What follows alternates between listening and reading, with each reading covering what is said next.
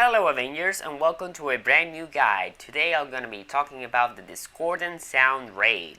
So I'm going to tell you how you can do some of the mechanics throughout the raid and some tips and tricks as well on how to make some of these even easier for you. So let's begin.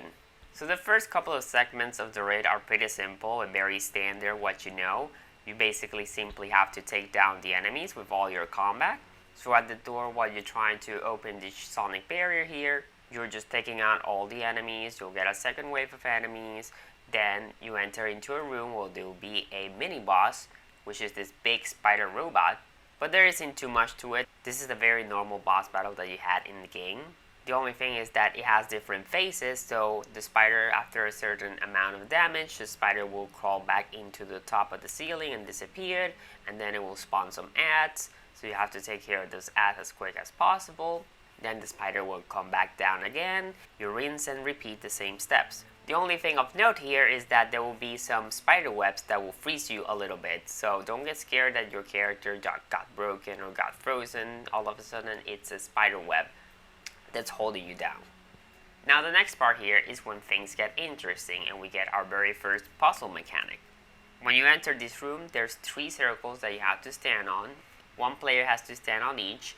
And then there's the main control room, which one player will be there to turn on the switches that all the other players are activating in the yellow circles. So I made this very simple layout in case you have doubts about this one. So essentially what you want to do is that the players in 1, 2, and 3, they need to wait for their circle go from yellow to blue to purple.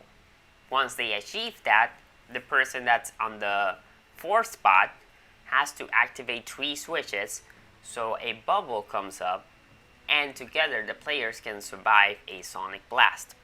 This is similar to the mechanic of the Super Adaptoid when there's a bubble and you need to protect yourself from the blast. Only this time we are the ones that are basically activating this bubble. You have to repeat this 3 times. So after you've done it this first time, you have to do it 2 more times and then you can progress and finish this objective.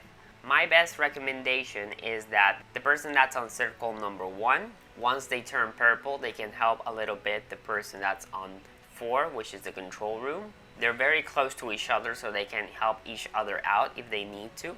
The people that are on 2 and 3 usually don't have as much enemies, so they should be fine where they are. Another tip is that if you don't make it in time, that's okay. You can hide. You can use the shadows to hide yourself from the blast as well.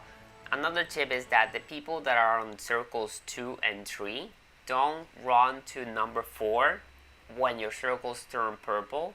Instead, wait for the bubble to be called, because if you leave your circle for too long, then the person that is on 4 will lose the switches. The purple does not lock. You need to stay in the position as much as possible. That's why I recommend that only the person that's on number 1 can assist number 4 if they need to, because they can go back to the number 1 circle. Once you've done this part, you're going to be a choice of going A or B first, where you either have to take the platforms or take the doors.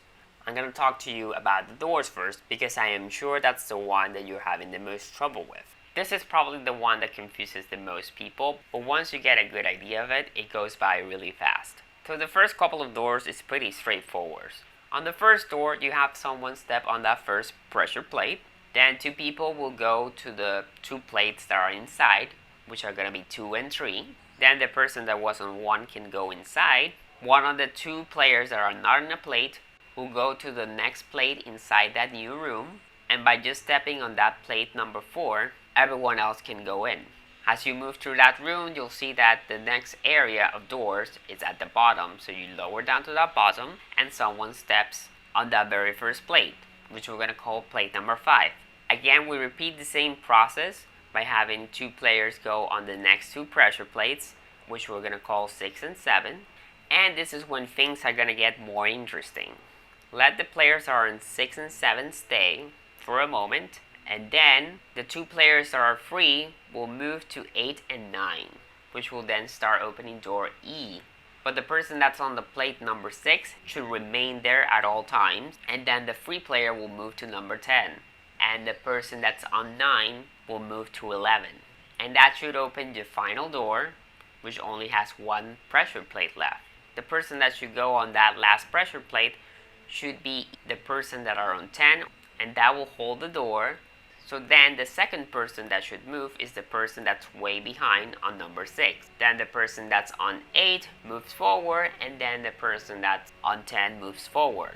Basically, once you activate the final pressure plate, you will go in order of who's the most farthest away. Now here comes a very fun bit. I find it pretty fun, where you have to take down this thing called the forge. You're gonna have all 4 players interacting with the forge in different ways. One player must go to the bottom of the forge, where there will be a circle to stand on.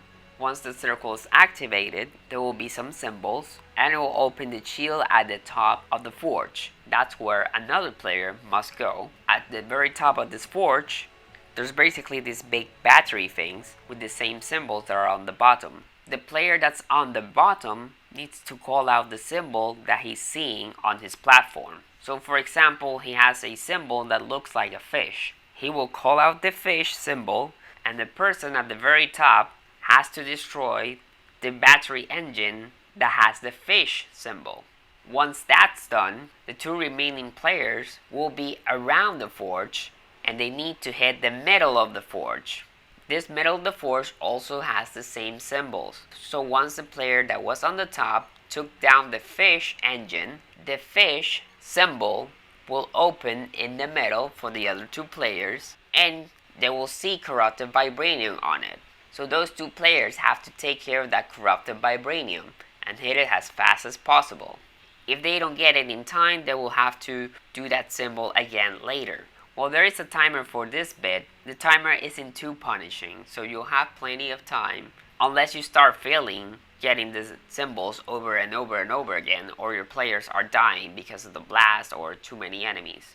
My best tip is that the 2 players that are taking care of hitting the middle parts of the corrupted vibranium should be available also to help the players that are on top and bottom in case they get overwhelmed or they get taken down. You can help them out.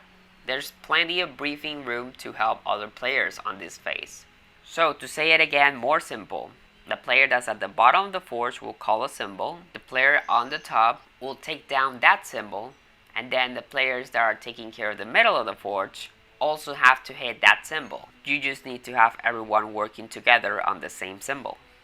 After the session, you will be put back into the old previous hallway, where you get to go now on the A side.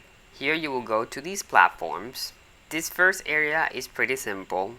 A player steps on step 1.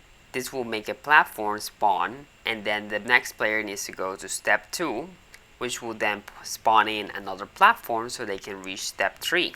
Now the catch here is that step 2 is a pressure plate, and that pressure plate has a time limit that you can use it. It's a pretty short window of time that you can use it. Otherwise, it will blow up into this sound wave effect that you can see here on this image that is projecting already, and it will insta-kill the player that's stepping on it. So this area is about timing and moving fast as possible as a team.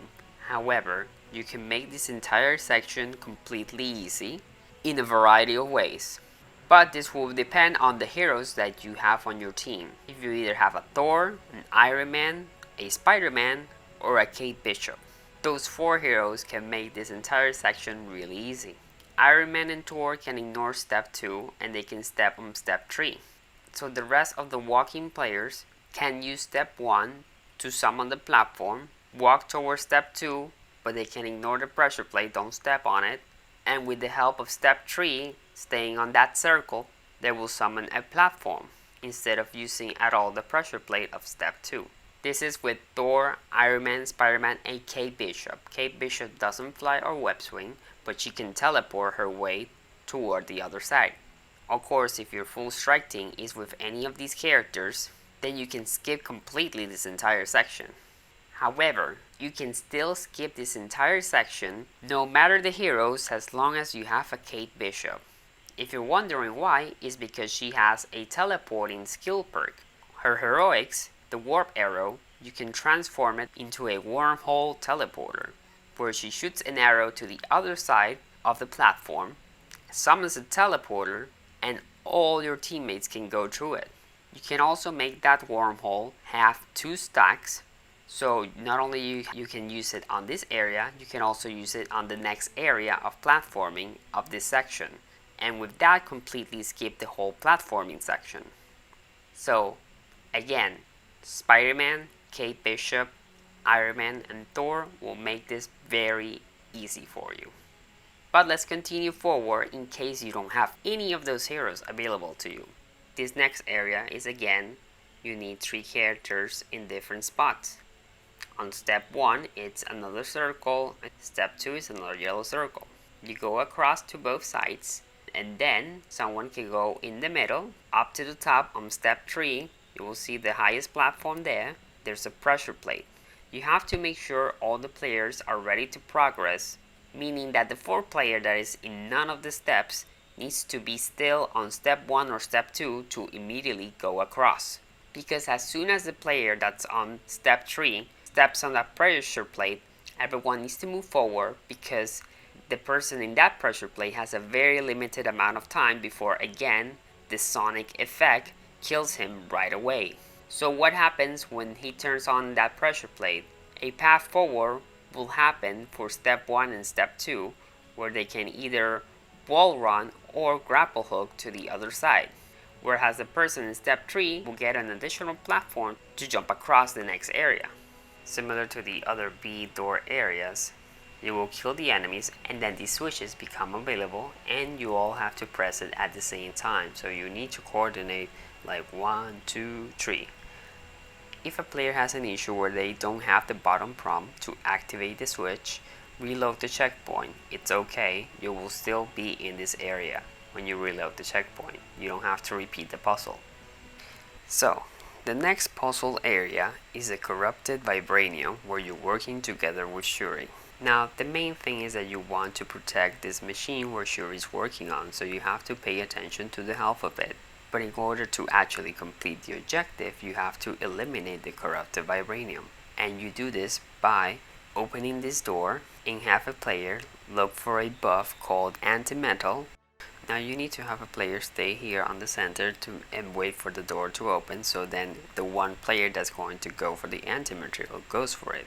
There's multiple doors to access this area, so you need to keep track of your teammate to see which door is the closest for them to return to the main lobby area where all the players are.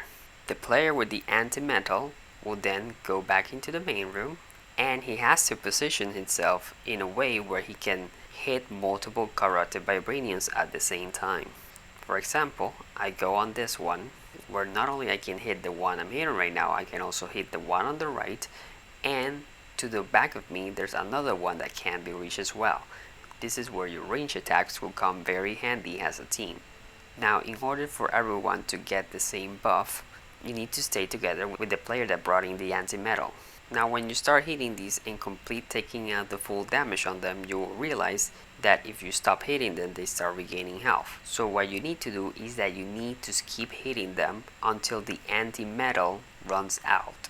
When the anti-metal runs out, Shuri will create a blast called the white noise. When that happens, if the corrupted vibranium had no health or very tiny health, it will be destroyed and you don't have to hit it ever again. So as you can see here, they're no longer red, there's no signs of it still being alive in there.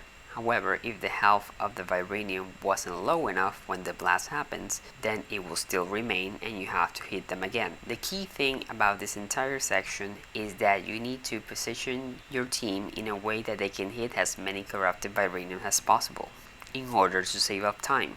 The best way to do this is putting yourself in a position where you can hit 3 on one round and then another 3 on the second round, so you only have to do 2 whole rounds of white noise and complete the entire objective. However, things don't always work out, and that's okay. You have a lot of time to complete this objective. There is no time limit for it. The only thing is that if you do take more time, you have to make sure that the center machine that has a health does not get destroyed, one of the pylons. You have to clear out enemies if it's taking too long. You also have to destroy the small corrupted vibraniums because they can reduce your health and they are also slowly attacking the machine.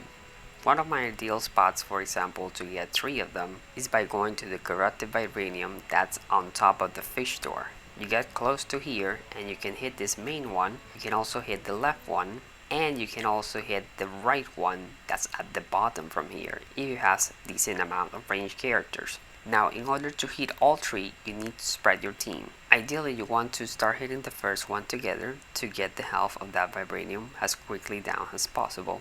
And then you tell one of your teammates to stay hitting that one so they can keep it on low health while the rest of the team rotates to the next one. And when that one is complete, you leave another teammate on that one, and then the other two will rotate to the third and last one.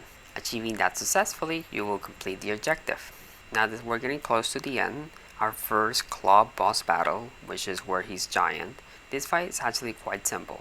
Essentially, what you have to do is stay on the center while Subdue is recovering his power in order to grab Klaw and make him fall down so he becomes available for damage. So essentially what you want to have to do here is survive by taking out all the enemies and hiding behind pillars when Klaw is about to do the blast. However, there's a way for you to gain a buff during this whole segment and make things a lot better for your team. You do so by going for these big echo enemies, the ones that resemble an Adaptoid but have this very horn weird design to them. You have to make sure to kill them inside the circle. If you kill them inside the circle, you basically sacrifice them for the magic and you gain a buff. You can also do this with the echo spiders that are big, not the small tiny ones, the more big ones. If you kill them on that circle, you will gain a buff, and if you keep adding echoes that you kill in there, your buff will keep stacking. Stacking those buffs will be ideal, so by the time Klaw goes down and becomes available for DPS damage, you will have a lot more damage to attack him with. As soon as Klaw's health bar disappears, however, make sure to run towards a pillar, because he will do a blast pretty quickly. After that is pretty rinse and repeat for about 3 or 4 times, depending how much damage you do on those phases. And then we move on to the final boss battle. Now there's nothing too confusing in terms of puzzle, it's just simply challenging fight.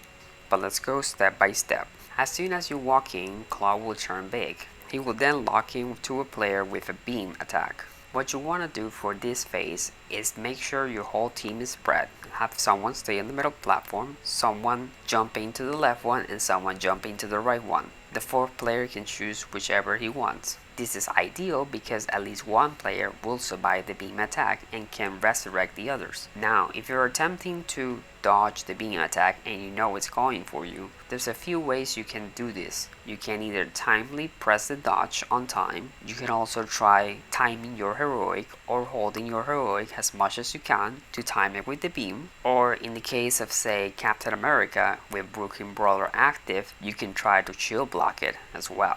Now the next step is that he's going to put in his blast cannon into the metal platform and start doing these rings. Now the first thing that you may think is to jump these rings, but you can also time your dodges to the rings if you rather avoid them this way. So if you're struggling with timing the jump, you can simply time your dodging instead as an alternative. Now the important part is that during this phase, you want to get as much stagger damage possible. And by what I mean stagger damage is this white bar that's on the bottom of the yellow health bar of Klaw. That's because in this next phase, you will be attacking Klaw but he's not taking damage.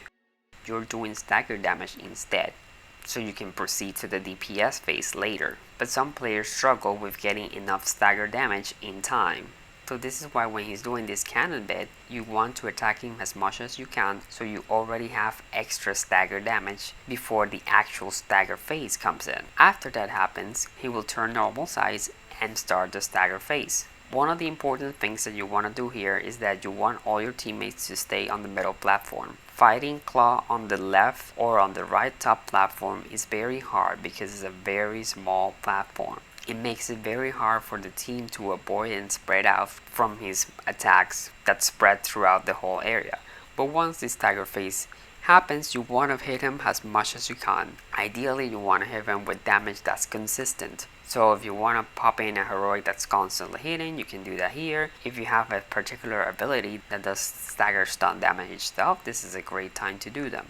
In this phase, essentially you want to explore what's the quickest way for you to attack Klaw that's consistent and it can keep applying things. In this phase, you can ignore completely status effects and battery damage. This will not do anything during this staggering phase. So for Hawkeye, for example, I just use my backer tricks and also use my ultimate for consistent damage. If you don't make the staggered damage in time, he will turn big again and you will need to dodge his beam attacks, which can be a little harder because right now he's doing the beam attacks very fast after the first round. He will spawn a couple of echo circles and you have to try and kill as much of them as possible, otherwise it will bring in a full room of adds of enemies that will make it very hard to repeat all of these phases again. You have a considerable amount of time to enter his DPS phase, so make sure to take out these echoes first before jumping into the DPS phase. Now in order to enter the DPS phase, one of your teammates needs to head to the left or right top platforms. The doors in there will now be open and they have to make all the way through that hallway until the very end, where they will enter a circle area that will immediately give them an anti-metal. But that player has to stay there. By staying there, the player is providing anti-metal to the other 3 players that are fighting Klaw. So in this case, Hulk went into the anti-metal room and he has to stay there. And by staying there, you can see now I gained the buff of the anti-metal, and so will my other teammates. With this buff, we can now actually make damage on Klaw's health. This is the perfect time to do your maximum DPS damage.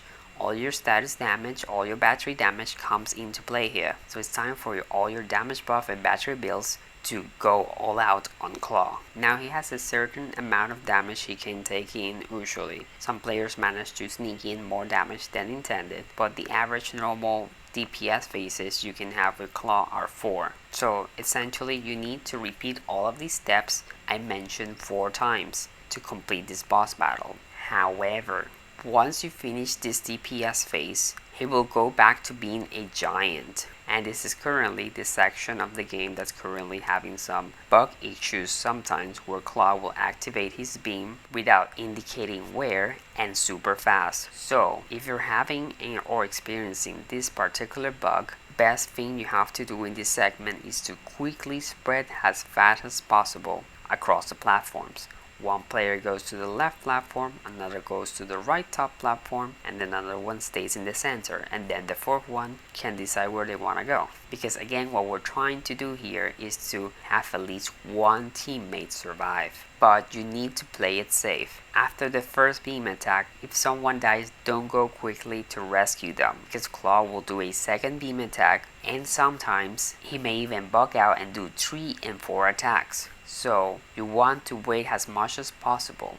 Ideally, you should move in to rescue the teammates that are down when he's starting to walk again forwards and is preparing himself to put the cannon in the metal platform. That's the best nice time to go rescue your teammates. And again, during these Klaw blast lasers, you want to time your dodges or use your heroics and time them to survive the blast. Or even for Captain America specifically, use Brooklyn Brawler to block the attack with your shield. And that's it for the Klaw final boss battle. After that, you will be repeating the same thing, getting the stagger damage, but sometimes he may spawn in echo circles to spawn adds. So ideally you want to get those circles as fast as possible, or as many as you can, while at the same time try to get as much stagger damage on Klaw. Ideally, you want to get a lot of stagger damage when he puts the cannon on the metal platform, so that gives you enough time to take down the echo circles when they spawn in, because you already have a starting stagger damage. After that, it's the same cycle over and over again until you manage to kill him. And once you've done that, you have completed the raid itself. So congratulations, you will now be getting your Discordant Sound gear. If this is your first time of the week completing it with that specific hero, you will get 3 exotics, 2 for that weekly, which will increase your power level, and a 3rd extra one, which you always get every time you run the raid. And what I mean by this is that after you've done your weekly for that specific hero, you can keep repeating the raid over and over again and gain 1 exotic with that same hero on that same week. However, it will not be an increase in power level. It will roll on the power level that you currently are. Discordant Sound Gear is very handy for the raid as well when you're doing multiple reruns, because it features perks that will optimize your team and create a lot of synergy with your team. For example, the Leak perk. In this clip right here, you will see the great special effects of the new gear perk called the Leak. To explain it as briefly as possible, in this video, I am using Vibranium from the Discordant gear, and my teammate K Bishop is using Sonic on scattershot arrows. So my bag of tricks is applying Vibranium, and he's creating battery damage with Sonic arrows. However, on top of this, he has a perk on his gear called the Cryostatus Leak, where if you hit an enemy that has an active Vibranium status effect and you shoot him with Sonic attacks, it will create a Cryostatus Leak, which essentially is a damage that spreads out to the enemies around you and is creating those line special effects coming from the spiders. But you will also notice on these visuals that there's a purple lightning shocking effect also coming from the spiders. That's the Vibranium's double leak, which is the one that I'm using on my new raid gear, where if an enemy has an active Sonic status on him, when I hit it with Vibranium, it creates that Vibranium double leak. So the leak perks are great to combine yourself with your teammates and create more damage together on the raid. On top of this, you have the Sonic Conduit Perk. The Sonic Conduit Perk, if one of your teammates has it, will send all the teammates a buff. However, this buff can be modified with other gear perks from the Discordant Sound. So for example, here I have the Discordant Bow. I have a Sonic Conduit which will send a buff when I am close to an enemy that has an active Sonic status effect. It will activate my Sonic Conduit buff that not only works for me, but it also will trigger to all the heroes that are close to me. In this gear, I also have the Granting Defense. The Granting Defense is an extra buff that you can add to the Sonic Conduit. So on top of the normal buff that I'm doing with the Sonic Conduit to all my teammates, I'm also doing this Granting Defense buff that will increase all my teammates' defense, including mine. So essentially, anything with Sonic Conduit is basically a perk that is designed to help all the players when working together, as long as there's an active Sonic status effect. Now in the future, I will probably dive in more into doing builds with these gear pieces, but I wanted to give you an idea on how they work, because they can be handy once you get some of them. So hope this guide is pretty helpful for you. If you have any questions, feel free to hit me up on the comments below. I will do my best to guide you and offer you any other tips and any questions you may have regarding the raid. I'm having a great time with the raid. I know that unfortunately you might be experiencing some bugs here and there depending on the platform, depending on the matchmaking or situations. Hopefully everyone can enjoy and have a great time with this raid, because otherwise it's a really fun interactive raid. See you next time, Avengers!